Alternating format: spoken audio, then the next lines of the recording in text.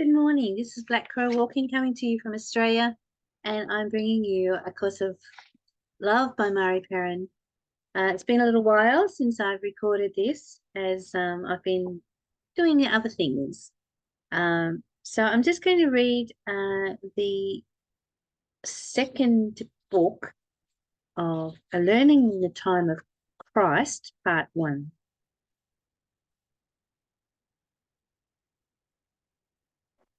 A major difference between A Course of Miracles and A Course of Love has to do with the movement into the time of Christ, a time of direct learning in union and relationship with God.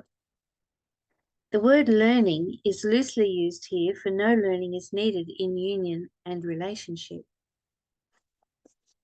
That's a relief, isn't it? No learning is needed in union and relationship.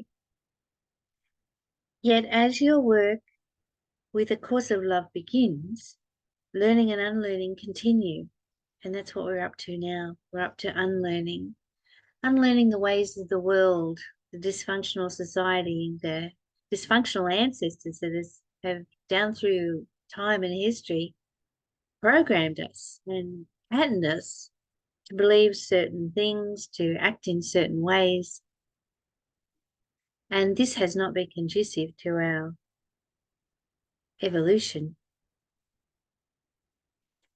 It continues for the sole purpose for which learning has always existed, that of returning you from self-doubt to self-love.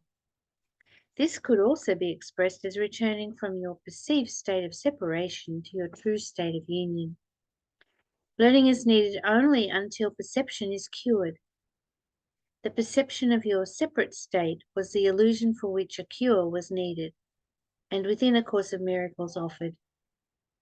Perception is the result of learning. Perception is learning. Since the mind is the realm of perception, we have taken a step away from the realm of perception by appealing to the heart and the heart's ability to learn a new way. You are thus instructed not to apply your thought and your effort, your usual means of learning, to this course of love. This course is not for the mind, but for the heart. It is not a way of thought and effort, but a way of feeling, of ease and direct relationship. Again, I say to you, in the direct relationship achieved in union, no learning is required until you have truly recognized unity, which may come before or after completing the treatise of the nature of unity and its recognition. That's the next book, by the way. You continue to perceive of yourself as a learning being. This is the only reason for this continuation of the coursework provided in A Course of Miracles. While you continue to put effort into learning, you cannot be learned. As you continue to see yourself as a student seeking to acquire what you do not yet have, you cannot recognize the unity in which you exist and be freed from learning forever. How interesting is this? Freed from learning forever, because you already know. It's all inside you. You just have to tune in. And as Esther Hicks says, tune in, tap in, turn on. And I love her words. This is not to say that you will find this course or the end of learning to be easy.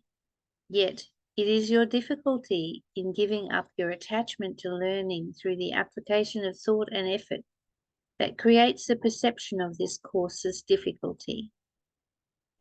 Thus it is said to you to take this course with as little attachment to your old means of learning as is possible for you.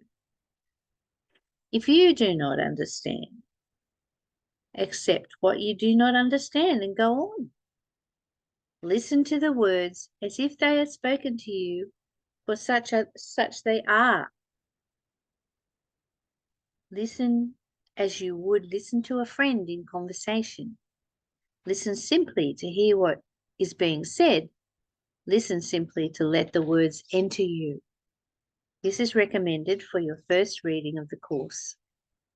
When you succeed at listening without seeking for understanding, without grasping for meaning, without applying the effort, you are used to applying to study.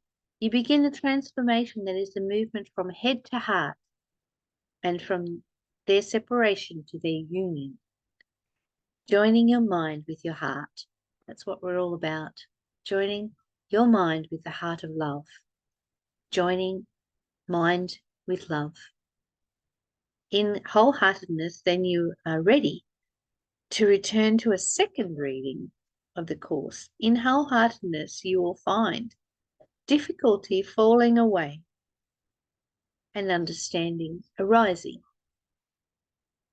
In wholeheartedness, you will find difficulty falling away and understanding arising. You are beginning to know yourself in a new way.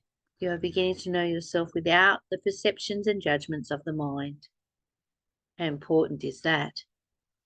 You're beginning to know yourself as you truly are, and you will begin to hear the language of the course as the language of your own heart. I think we'll leave it there today, as that's quite enough to take in for one day.